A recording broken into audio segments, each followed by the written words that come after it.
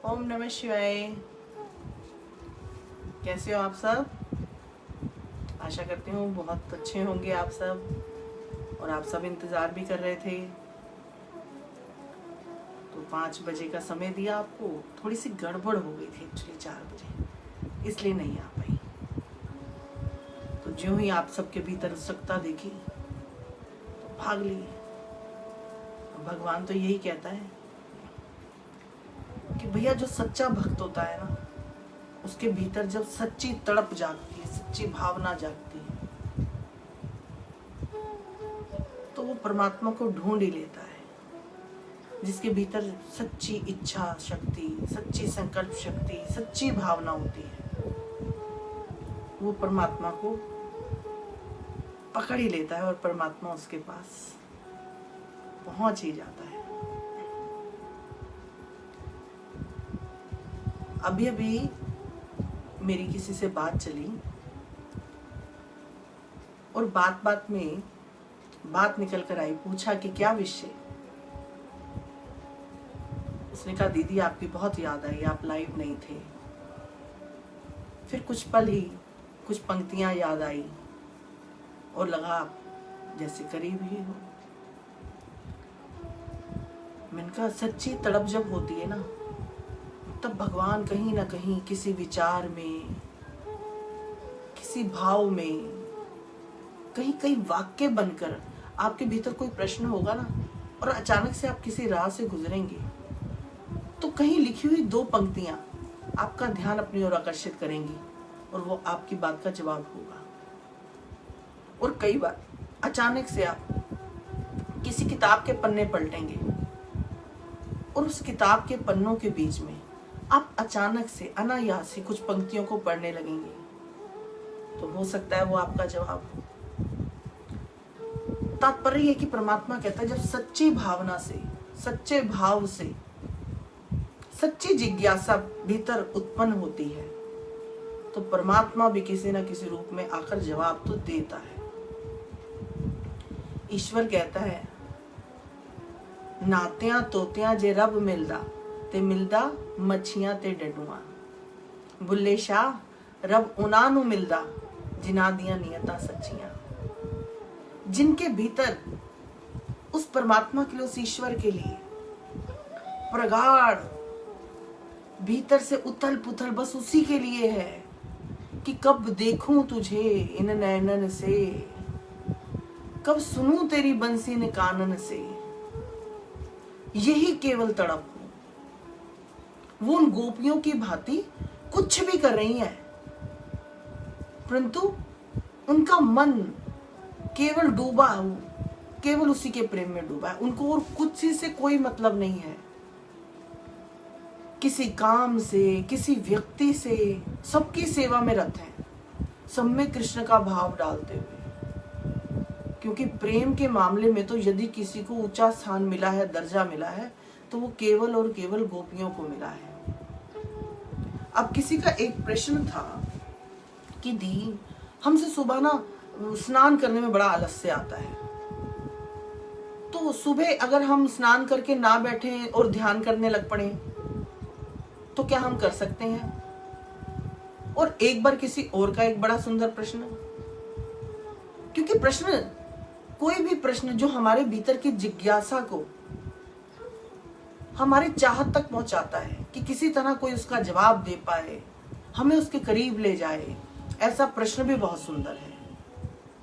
क्योंकि यदि प्रश्न सुंदर है और उसके लिए है, तो वो कल्याण हेतु हमारा मार्ग तो प्रशस्त कर ही देता है। कि मैं इस कमरे में बैठती हूँ, मेरा पति सोया होता है, मंदिर मेरे घर में अलग है नहीं, एक छोटी सी अलमारी में बना हुआ है, वो कमरा मेरे बच्चों का है, एक कमरे में मेरी सास बैठती है। तो इस तरह से घर में कोई स्थान नहीं है कि मैं कहाँ बैठ के भजन करूं। एक प्रश्न देखिए पहले कि मैं बिना स्नान किए भजन कैसे करूं। एक प्रश्न ये कि घर में कोई स्थान नहीं, मैं कहाँ बैठ के ध्यान करूं, कहाँ बैठकर नाम जपूं। परंतु जो सच्चा भक्त है, मनुष्य भी है, जो भक्त बनना चाहता है, जो साधक है, जो उस मार्ग पर चल रहा है, जिसके भीतर उसकी अभिलाषा है, वो साधक ही है।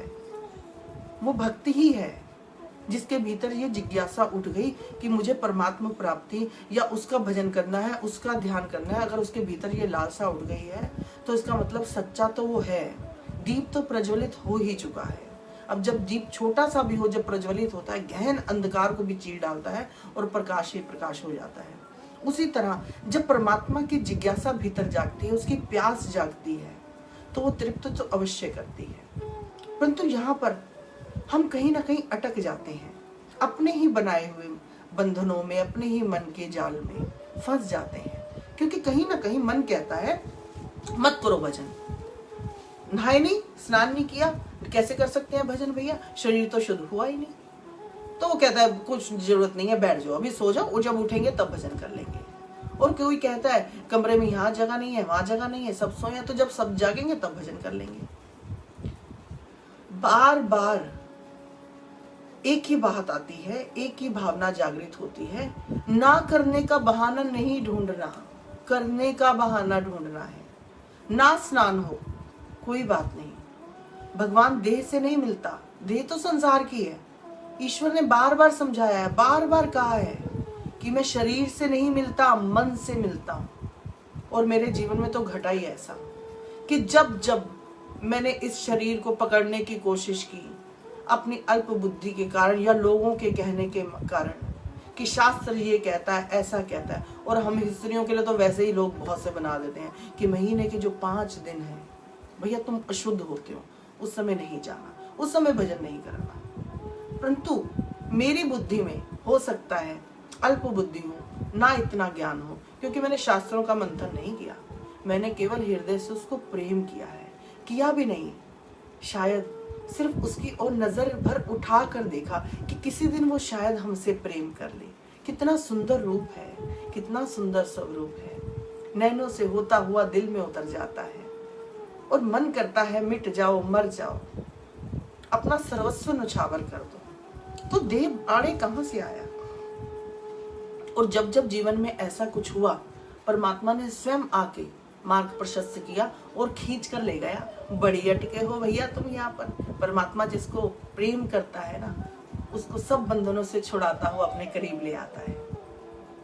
तो स्नान से कोई मतलब नहीं है, स्नान तो देह शुद्धि के लिए है कि देह को जब आप स्नान करते हैं, पानी डालते हैं अपने शरीर पर, तो आपको लगता है कि ओहो, देह की मैल उतरती है।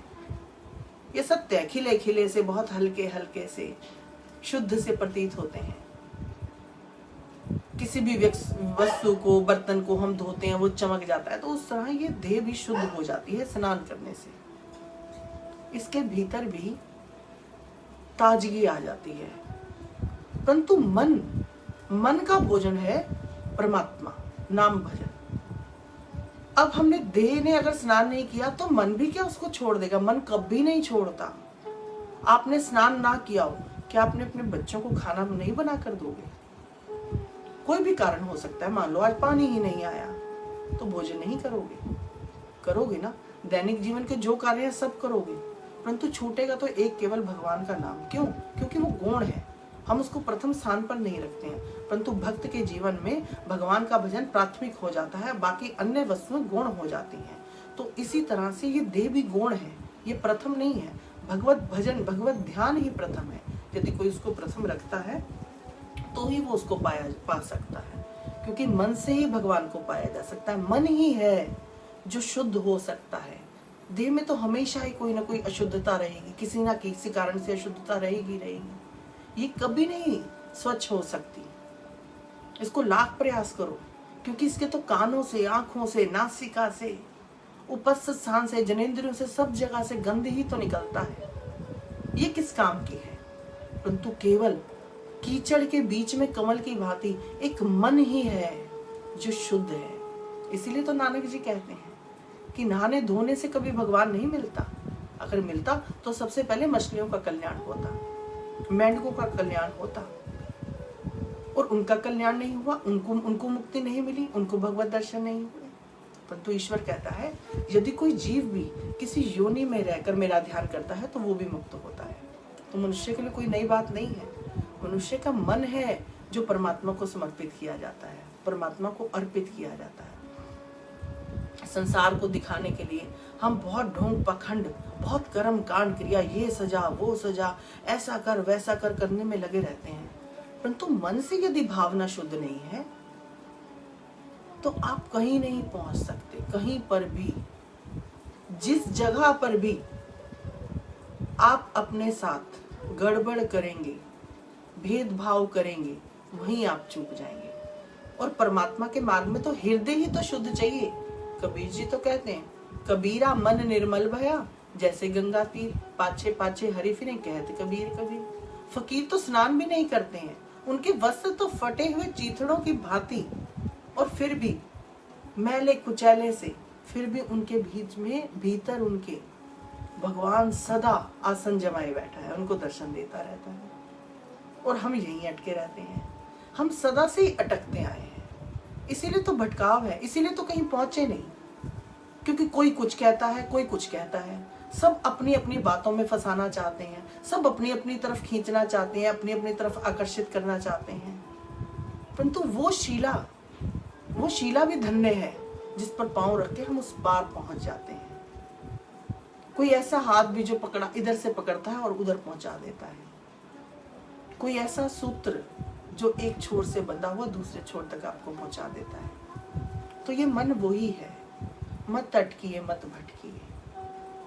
मन तो केवल भगवान है, भगवान का है और किसी का नहीं है। इसमें आप भले संसार को चिपकाए रखें, बड़े अच्छे लगते हैं सब सगे संबंधी, परंतु भीतर दुख ही प्राप्त होता है, उनसे सुख नहीं मिलता। और सुख यदि कहीं मिलता है तो वो केवल और केवल भगवत वचन और किसी से नहीं। क्यों नेत्र बंद कर कर देखते हैं और मन के आसन पर वो बैठा हुआ दिखाई देता है, अपनी तरफ खींचता है, अपनी तरफ आकर्षित करता है। और जिसके मन के भीतर वो परमात्मा विराजमान हो जाता है, अब तो वो संसार से भी निर्भय हो जाता है। और परमात्मा कहता है, मुझे ऐसा भक्त बहुत प्रिय है जो केवल निष्काम भाव से मुझे ही चाहता है, मुझे ही प्रेम करता है, जिसे मेरा ही भरोसा है, मेरा ही आसरा है। उसका कुशल क्षेम तो मैं स्वयं चलाता हूँ, उसके भोजन की चिंता तो मैं स्वयं करता हूँ। परंतु हम वैसे भक्त नहीं बन पाते हैं। हमारे भीतर कुछ ना कुछ रुग्णता, कुछ ना कुछ शुष्कता, कुछ ना कुछ आकांक्षाएं, इच्छाएं, हम बार बार डोल जाते हैं, डगमगा जाते हैं। एक बार एक जहाज पर पति पत्नी और कुछ लोग बैठकर एक स्थान से दूसरे स्थान पर जा रहे होते हैं। अचानक से भीषण तूफान आता है, समुद्र में जल की लहरें तेज तेज उठनी आरंभ हो जाती हैं। सब लोग डर जाते हैं और भय के मारे चिल्लाने लग पड़ते हैं। उसी तरह हम लोग भी चिल्लाते हैं। जरा सी अनुकूल परिस्थिति आती है, प्रतिकूल परिस्थिति आती है, खुशी के मारे ठाके मारते हैं या दुख के मारे रोने लगते हैं और उसको कोसने लगते हैं। उस नाव तूफान इतना भयंकर, सब लोग चिल्ला रहे हैं, परंतु कोई बचा लो, कोई बचा लो। एक व्यक्ति है जो बड़ा शांत स्वभाव से बैठा हुआ है, जिसके भीतर न सुख न दुख, जिसको कुछ प्रतीत नहीं हो रहा कि मैं मर सकता हूं। उसके भीतर ऐसा भय नहीं है, निर्भया, क्योंकि भक्ति निर्भया बनाती है। और वो ऐसा निर्भय शांत बैठा है। क्यों? क्योंकि उसके भीतर कहीं ना कहीं उस परमात्मा के प्रति विश्वास है, पूरा विश्वास। मतलब विश्वास में भगवान कहते हैं अंश मात्र भी कामना नहीं, अंश मात्र भी, 100 में से 1 नंबर भी कम नहीं हो सकता। यदि कोई इतना मिटा हुआ है तो भगवान फिर आके हाथ थामता है। और यदि कहीं भी कुछ भी शंका है तो वो बहुत दूर है। और यदि पूरा 100% उसी को ही दे दिया, उसी के ही हो गए, उसी को सर्वस्व मान लिया, फिर कल्याण हो सकता है इस मार्ग पर। क्योंकि भगवान कहते हैं बार बार वो यही कह रहे हैं कि मैं अपने भक्तों का हूं, भगवान मेरे हैं और मैं भगवान का हूं। मैं किसी की नहीं, कोई ना मेरा है। हम किसके हैं? केवल और केवल भगवान के। और संसार में कुछ भी नहीं है, हम किसी के नहीं है।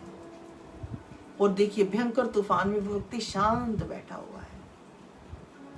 उसकी पत्नी बैठी हुई है और कहती है आपको डर नहीं लग रहा? क्यों डर नहीं लग रहा आपको? कितना तूफान आ रहा है, सब लोग चिल्ला रहे हैं, शोर मचा रहे हैं। आपके भीतर मैं देख रही हूँ कोई भय नहीं है, आप बड़े शांत बैठे हैं। उसका पति शांत बैठता है, कहता है अभी थोड़ी देर में बताऊंगा। थोड़ी देर में तूफान थम जाता है, नाव किनारे पहुंचती है। किनारे पे पहुंच के पति पत्नी का हाथ पकड़कर उसे धक्का देने लगता है जल में, और पत्नी डरती नहीं है।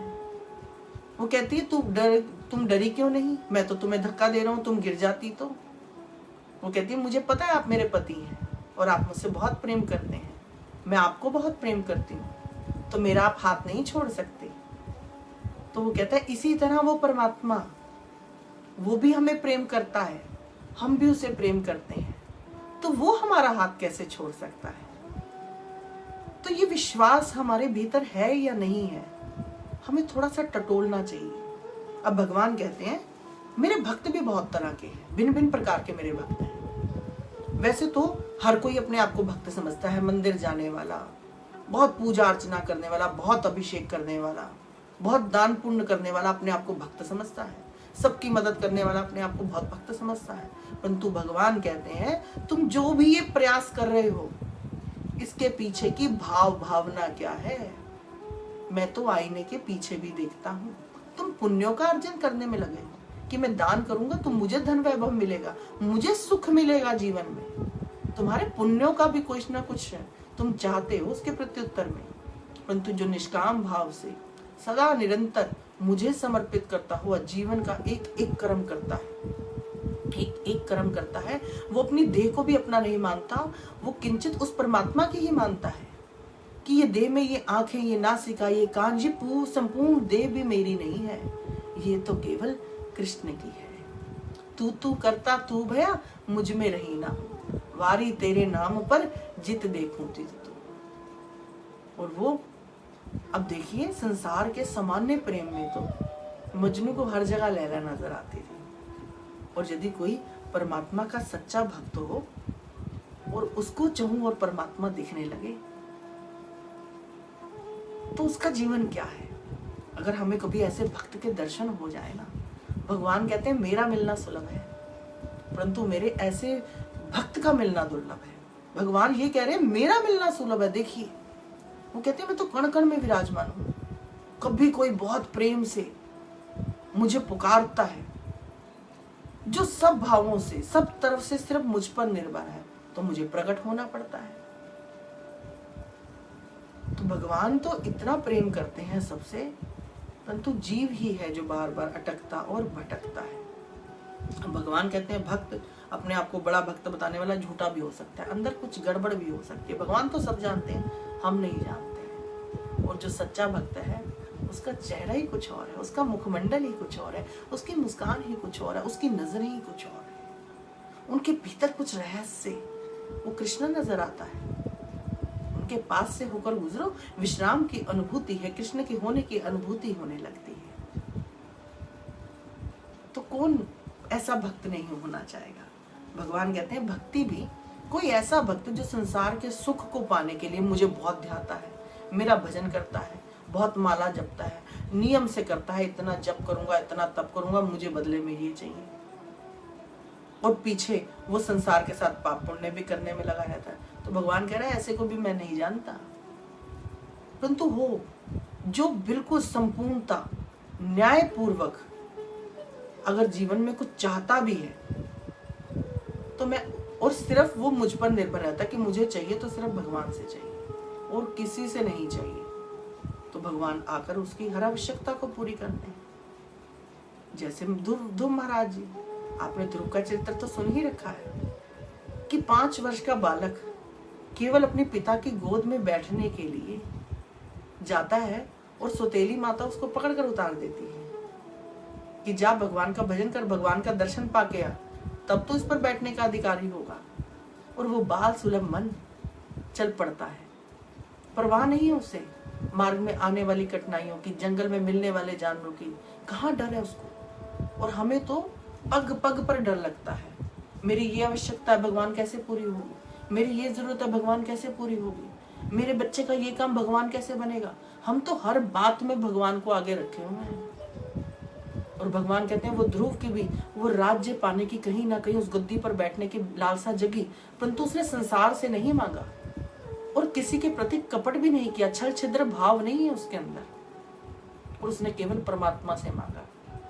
किसी से छीनने का प्रयास नहीं किया, किसी का देख के ईर्ष्या द्वेष नहीं आई। हमें तो दूसरे का देखकर ईर्ष्या हो जाती है, इसके पास इतना सुख है, इतना वैभव है, मेरे पास अभाव क्यों है। हम बार बार तो शिकायतें कर रहे हैं और भगवान कह रहे हैं यही राग द्वेष के कारण तो तेरा मन मैला है, जिस पर मैं बैठता नहीं। तो भीतर राग और द्वेष ना हो, मन शुद्ध हो, पारस की भांति हो, दुग्ध की भांति हो, गंगा जल की भांति निर्मल हो, शीतल हो, कभी किसी को ना दुख देने वाला हो, ऐसा चित्त भगवान को बहुत प्रिय है। और भगवान कहते हैं ध्रुव जैसा भक्त जो बाल सुलभ मन परंतु एक राज्य की भावना लिए हुए मेरी पूजा आराधना करता है, और किंचित उसे भगवान के दर्शन होते हैं तो वो कहता है मैंने संसार क्यों मांगा, उसको ये लगने लगता है, परंतु भगवान उस पर प्रसन्न होके उसको वो भी देते हैं। अब भगवान कहते हैं ये तो मेरा अर्थार्थी भक्त हो गया जो अर्थ के लिए मुझे याद करता है, एक मेरा भक्त है जो आर्त भाव से मुझे याद करता है। आर्त भाव से अब हम यहाँ द्रौपदी को तो नहीं समझ सकते, क्योंकि द्रौपदी ने पहले पूरा प्रयास कर लिया कि मेरे घर के ज्येष्ठ, मेरे 5 महारथी पति, और अपना प्रयास उसने पूरा बल लगा लिया कि मेरे जीवन के दुख दूर हो सकते हैं, परंतु नहीं, अंततः वो दोनों हाथ उठाकर परमात्मा को याद करती है। भगवान कह रहे हैं वो भी नहीं, आर्त भक्त वो जो किसी से उम्मीद नहीं करता कि वो मेरी मदद करेगा, वो मेरी मदद करेगा, जो केवल मेरी ओर ही नजरें लगाए हुए हैं, उस भक्त के लिए भगवान दौड़ते हैं। यहां हम इसको समझ सकते हैं उत्तरा के उदाहरण से।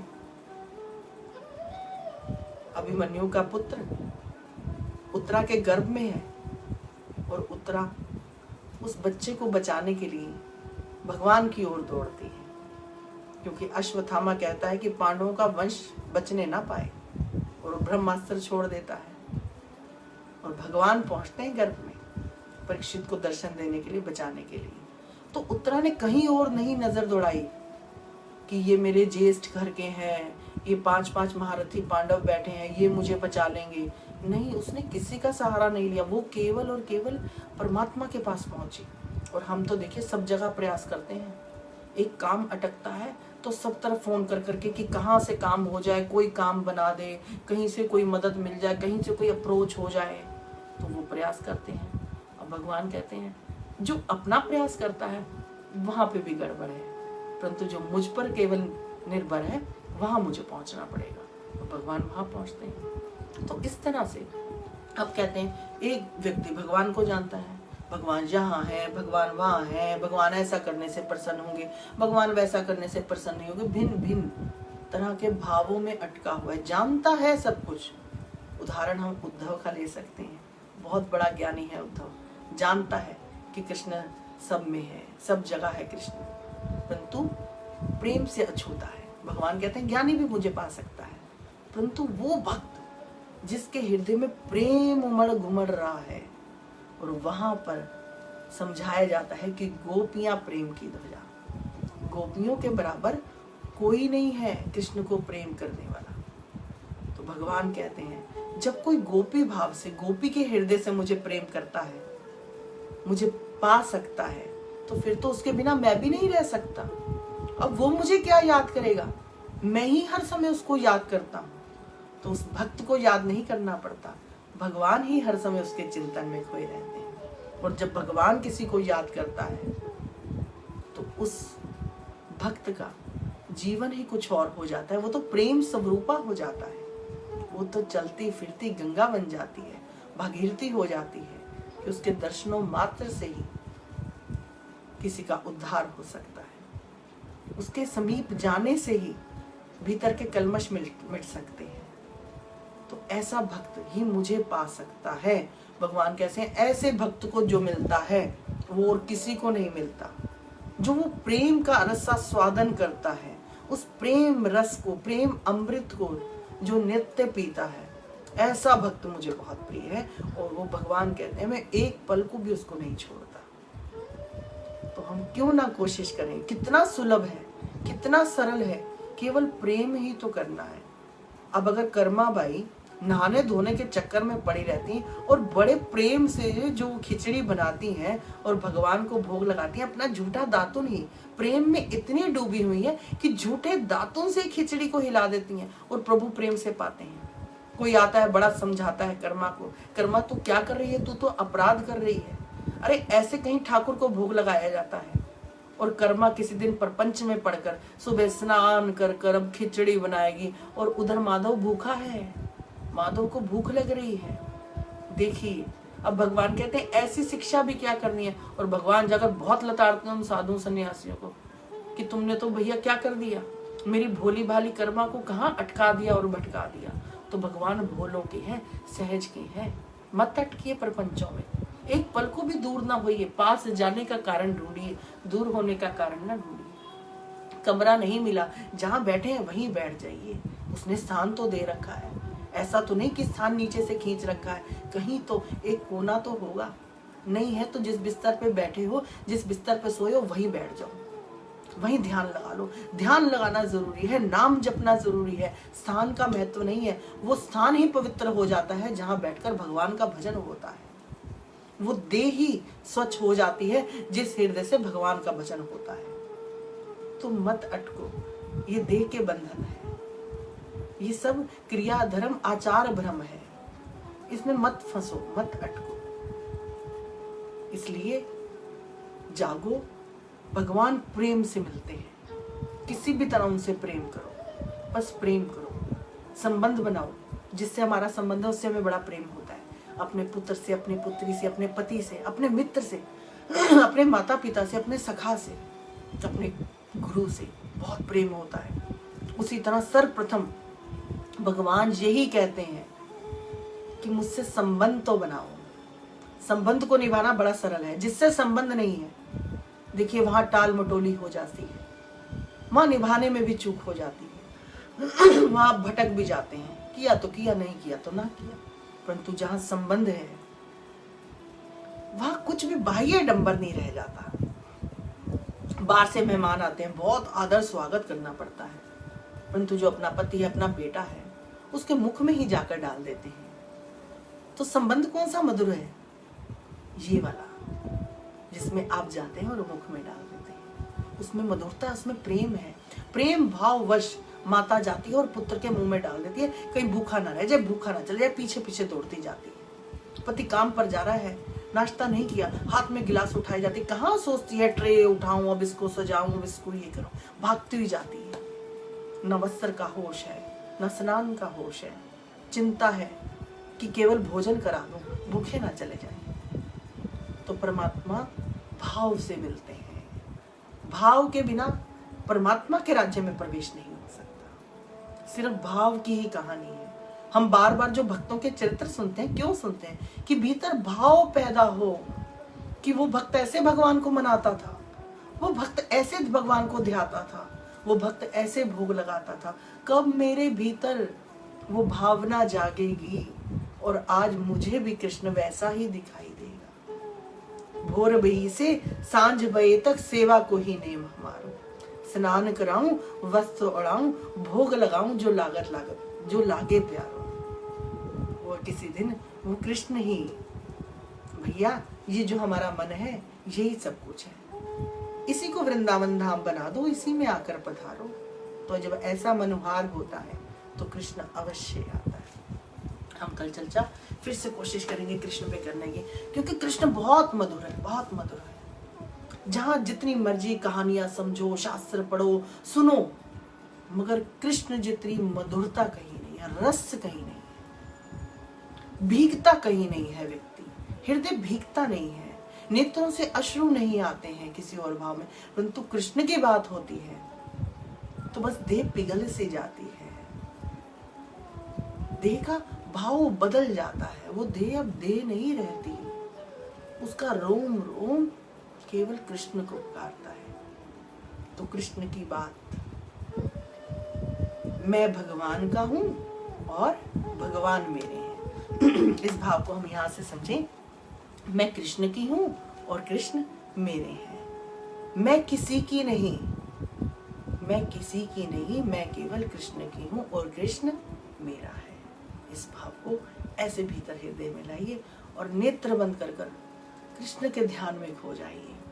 कृष्ण के पाँव से लेकर कृष्ण के मुकुट तक, कृष्ण के मुकुट से लेकर कृष्ण के पाँव तक, कृष्ण की पायल, कृष्ण की लकुटी, कृष्ण की बांसुरी, कृष्ण का मोर मुकुट, कृष्ण का पीताम्बर। देखिए ना, कृष्ण की माधुरी का रसा स्वादन करते हुए कृष्ण के ध्यान में, कृष्ण के नाम के साथ कृष्ण का भजन करते हुए कृष्ण में लीन हो जाओ। चारों तरफ कृष्ण ही कृष्ण है। संसार कुछ नहीं दे सकता, आपको देता है संसार से किसी से कुछ मांगने जाओ, परंतु कृष्ण है जो देता है बिना मांगे। तो जो मांगना है उससे मांगो। संसार में किसी के पास इतना बल नहीं है, उसका तो अपना पेट नहीं भरता, वो किसी को क्या दे सकता है, परंतु वही है जो सारे संसार को देता है, वही आपको दे सकता है। इसलिए कभी भी वो अथार्थी या अतार्थी भक्त नहीं बनना, हमें तो भगवत भक्त बनना है। हमें संपूर्णता आप पर ही निर्भर रहना है, नहीं फंसना बाह्य आडंबरों। हाँ, यदि भजन करते हुए नींद आती है तो स्नान कर लो भैया, नींद तू आड़े मत आ जाइयो, हमने तो नाम भजन करना है। और यदि नींद को भगाना है तो स्नान कर लो। और यदि नींद नहीं आती, समय भागा जा रहा है, लग रहा है भैया गया, मुझे तो भजन करना है, तो बैठ जाओ भजन करने, मत परवाह करो स्नान की। स्नान करना आवश्यक नहीं है, भजन करना आवश्यक है। उसके बिना बात नहीं बनने वाली, स्नान के बिना बात बन जाएगी। मत लगाओ पोंचे फर्शों पर, इनका कुछ नहीं होने वाला। सदा से घिसते आए हैं, यही घिसे चले जा रहे हैं, बात कुछ नहीं बन पा रही। मन को घिसना है, मन को मांझना है, मन पे पोंचा लगाना है। जिन बाह्य वस्त्रों को एकत्रित करते आए, इनको संजोते आए, इनकी साफ सज्जा करते आए, कुछ हाथ क्या आया, इन पर तो फिर धूल जमती है, इन पर तो रोज वही काम चल रहा है, परंतु मन पर कब करेंगे? भले सफाई रह जाए, भले स्नान रह जाए, भले भोजन रह जाए, परंतु भजन न रहने पाए, ध्यान न छूटने पाए। इसे अवश्य करना है, इसको नहीं छोड़ना। भगवान कहते हैं मेरा भजन करने के लिए बहुत सारे वीर पुरुष तुम्हारे मार्ग में आकर खड़े हो जाते हैं, तुम्हारा हाथ पकड़ लेते हैं, तुम्हारे मन को जकड़ लेते हैं, ये संसार के पदार्थ भजन नहीं करने देते। परंतु हमने तो ठान लिया है कि हम तो भजन करके ही रहेंगे, कोई चीज आड़े ना आने पाए, कोई चीज समक्ष ना आने पाए, भजन तो करना ही करना है। उस दिन हम चैन से नहीं बैठ सकते जिस दिन हमारा भजन ना हो। आज तो हमारा किसी ने कुछ छीन लिया, आज तो तुम हमसे बहुत नाराज हो, कृष्ण तभी तो नहीं बिठाया ना अपने पास। कृष्ण से माफी मांगे, कृष्ण माफ कर दे भैया, बिठा ले अपने पास, तू ही तो बिठा सकता है, हम में तो वो बल ही नहीं है, ताकत ही नहीं है, हम कैसे बैठेंगे, तू बिठा लेना दो क्षण को अपने पास। तो इस तरह से मनोहार करते हुए बार बार कृष्ण से ही कृष्ण के लिए प्रार्थना करनी है। आज के भाव को यहीं विश्राम देते हैं, कल मिलेंगे एक सुंदर से नए भाव के साथ। मिलेंगे हम वही 4 बजे। आज तो किसी कारणवश कुछ गड़बड़ हो गई थी, जब मिलेंगे तो सब बताएंगे क्या गड़बड़ हो गई थी। तो आज यहीं रुकते हैं। ओम नमः शिवाय। सब सुखी हो, सब निरोगी हो, सबका कल्याण हो, कोई दुखी ना हो। जय श्री कृष्ण।